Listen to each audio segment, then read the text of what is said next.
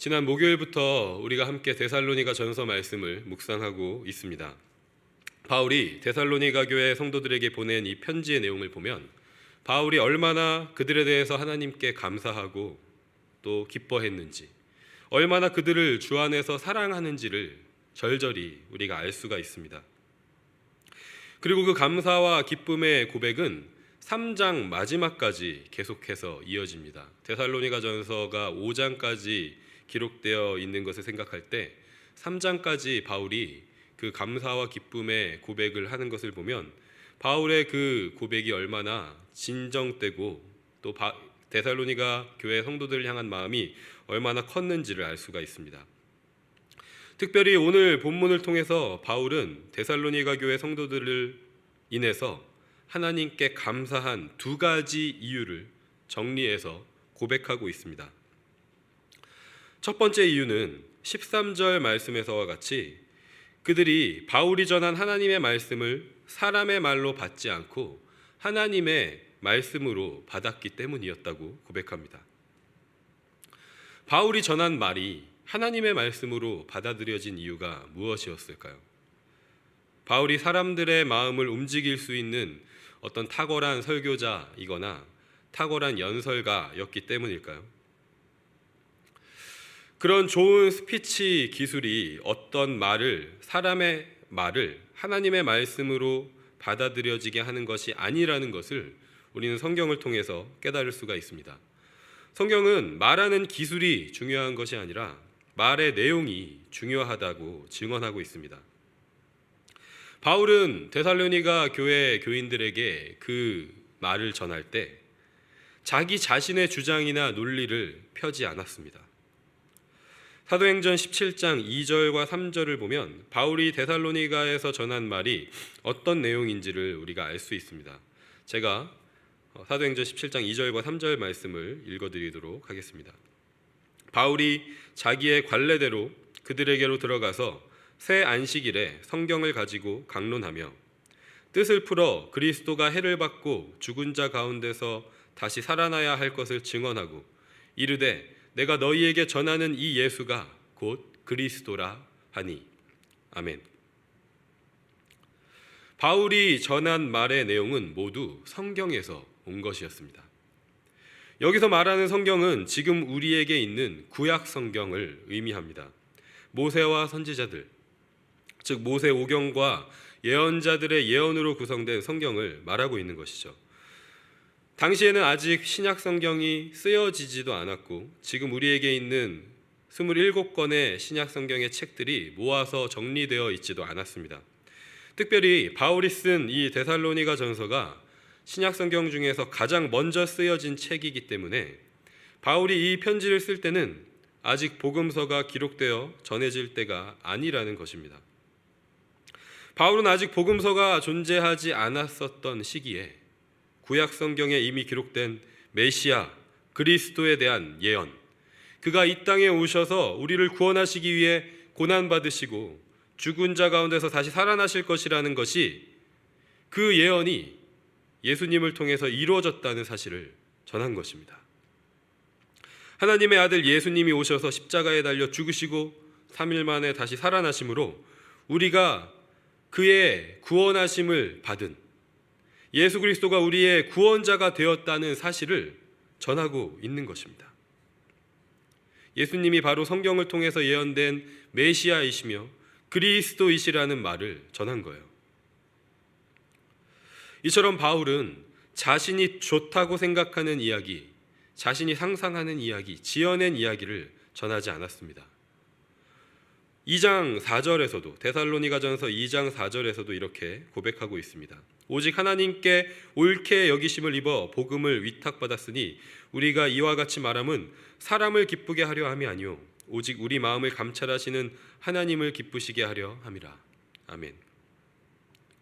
바울은 사람들을 기쁘게 하기 위해서 사람들이 생각하는 듣기 좋은 말을 전하지 않았습니다. 오직 하나님을 기쁘시게 하시기 위해서 하나님의 말씀이신 성경의 내용을 전했습니다. 성경이 말하고 있는 복음, 예수 그리스도를 전한 것입니다. 그리고 그가 예수 그리스도에 대한 진리를 있는 그대로 전했을 때 그 말이 하나님의 말씀으로 받아들여졌던 것입니다. 우리의 신앙생활 가운데도 이러한 감사와 기쁨이 있기를 소망합니다. 우리의 입이 복음을 전하는 입이 되길 소망합니다.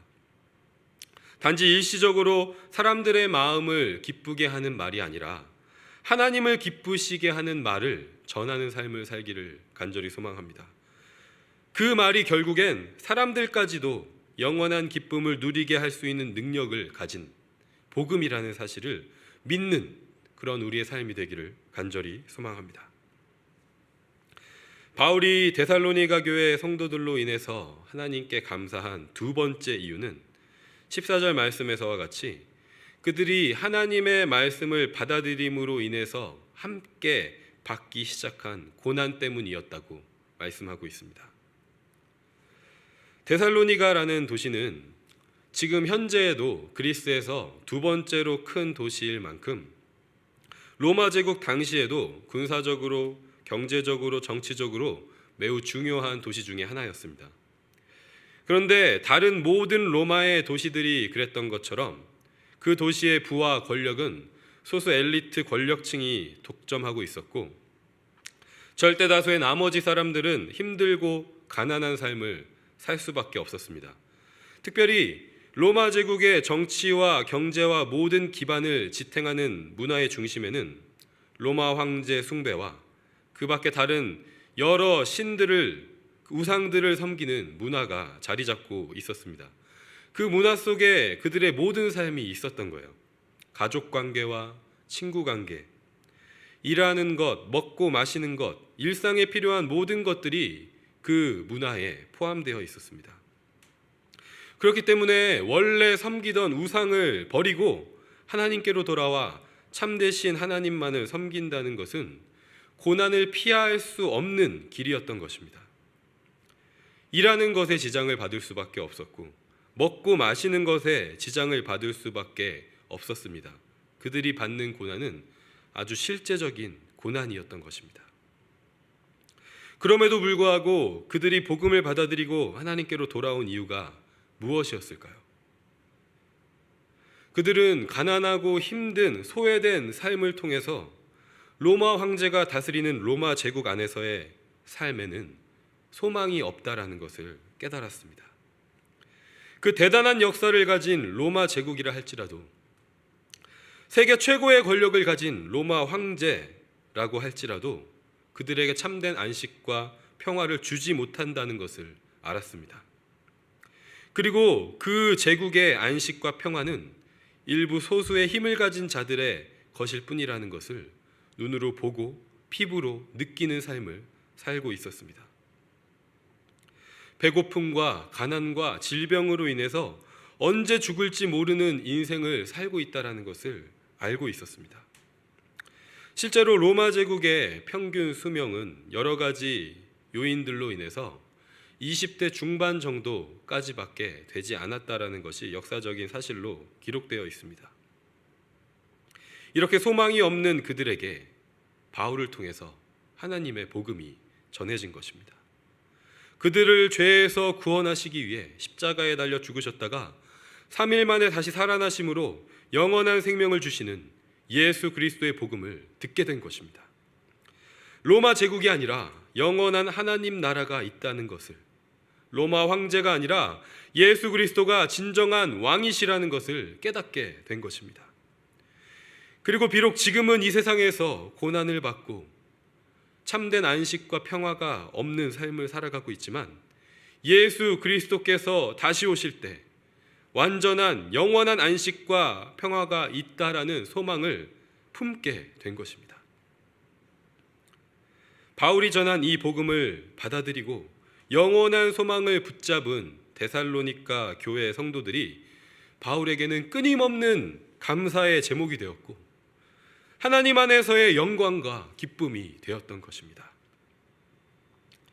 이 시간 우리의 감사의 제목, 영광과 기쁨은 어디에 있는지 돌아보기를 원합니다. 우리의 감사는 이 땅에 잠시 있다가 없어질 것들에 있지는 않습니까? 우리의 영광과 기쁨은 사람들을 기쁘게 하고 사람들로부터 인정받는 것에 있지는 않습니까? 오늘 말씀을 통해서 바울의 감사가 우리의 감사가 되기를 소망합니다. 바울의 영광과 기쁨이 우리의 영광과 기쁨이 되기를 소망합니다.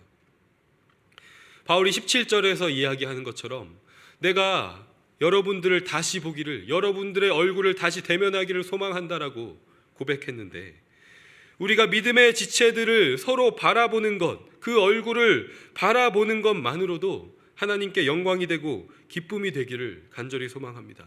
우리 서로가 가지고 있는 그 복음, 그 복음에 대한 믿음, 다시 오실 예수 그리스도에 대한 소망이 그 무엇보다도 우리에게 자랑스럽고 영광이 되고 기쁨이 되는 우리 믿음의 공동체가 되기를 간절히 소망합니다. 이 아침에 그러한 영광과 기쁨을 품고 하나님께 기쁨이 되고 영광이 되는 삶을 살아가는 우리 에드몬턴 한인장로교회 모든 믿음의 공동체 성도님들 되시기를 간절히 소망합니다.